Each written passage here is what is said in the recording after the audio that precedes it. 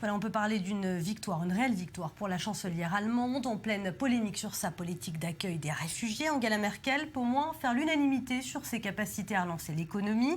Avec 1,7% de croissance supplémentaire, le PIB de l'Allemagne dépasse les 3 000 milliards de dollars. Alors David Lehmann, comment expliquer les chiffres malgré les scandales à répétition, notamment autour de Volkswagen et de la Deutsche Bank? Alors oui, 2015 pouvait ressembler un petit peu à l'année de tous les dangers pour cette économie allemande. Il y a eu, vous l'avez dit, le scandale des moteurs Volkswagen, des moteurs truqués. Gros coup dur, puisque le constructeur, c'est un peu l'emblème de l'industrie nationale, c'est le symbole de la qualité, le symbole de la puissance exportatrice. Volkswagen qui venait en plus de détrôner Toyota comme numéro 1 mondial des ventes. Il y a eu aussi, vous l'avez mentionné, cette vague inouïe de migrants qui a fait peser une vraie menace sur les finances publiques allemandes, mais il y avait aussi d'autres dangers bien plus graves, dont forcément le ralentissement de la croissance mondiale, qui pénalise d'abord les pays qui exportent. Or, l'Allemagne, on a dit, est une puissance exportatrice, troisième exportateur mondial. Si on regarde devant, il y a seulement la Chine et les États-Unis, donc c'est du très haut niveau. La Chine, elle peut en parler de ce ralentissement puisqu'elle a eu une nette dégradation de son commerce extérieur l'an dernier. Mais l'Allemagne, elle, son atout, c'est qu'elle a pu compter bien sur le dynamisme de son marché intérieur, la fameuse demande locale, la consommation des ménages qui reste très forte, puisque le marché allemand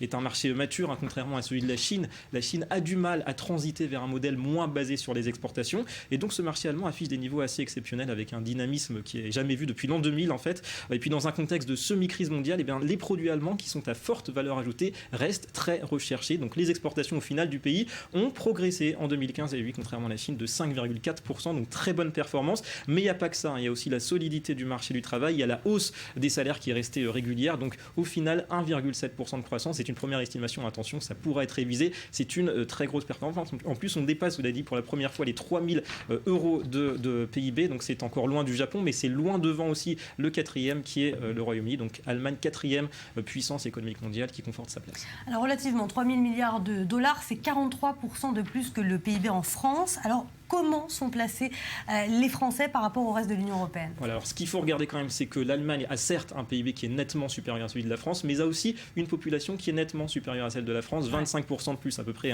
80 millions pour l'Allemagne, 66 millions pour la France. Donc ce qu'il faut regarder en fait, c'est le PIB par habitant. Et là, alors la méthode de calcul peut varier, mais on est à peu près à 42 000 dollars pour la France par an par habitant, 46 000 pour l'Allemagne. Donc vous voyez, c'est des niveaux qui sont très proches, qui sont très élevés quand on compare au reste du monde. Malgré tout, c'est vrai que ce qui est intéressant, c'est la trajectoire des deux voisins, puisque clairement aujourd'hui c'est Berlin qui a l'avantage avec 1,7% de croissance en 2015, on a dit. Pour la France, ce sera 1,2%. Alors ça peut paraître infime cette différence, et pourtant on estime que dans ce type de pays, c'est à partir de 1,5% de croissance qu'on peut commencer à vraiment créer de l'emploi. Donc vous voyez, l'Allemagne y est, la France n'y est pas, c'est ce qui fait toute la différence, en plus des finances publiques. On sait que l'Allemagne dégage des excédents budgétaires, la France a du mal encore à conserver, à respecter le pacte de stabilité, donc il y a vraiment une classe d'écart encore entre les deux pays. Voilà, donc l'Allemagne reste bien la première économie de l'Union européenne. Merci beaucoup pour cet éclairage, David Lehmann. A noter également que le constructeur automobile français PSA Peugeot Citroën a affirmé ne pas avoir fait l'objet d'une perquisition de la répression des fraudes, alors que son concurrent Renault a confirmé aujourd'hui que les services de répression des fraudes avaient bel et bien procédé à des perquisitions sur plusieurs de ces sites, dans le cadre, vous le savez, des investigations menées par les autorités après le scandale des moteurs diesel truqués de Volkswagen.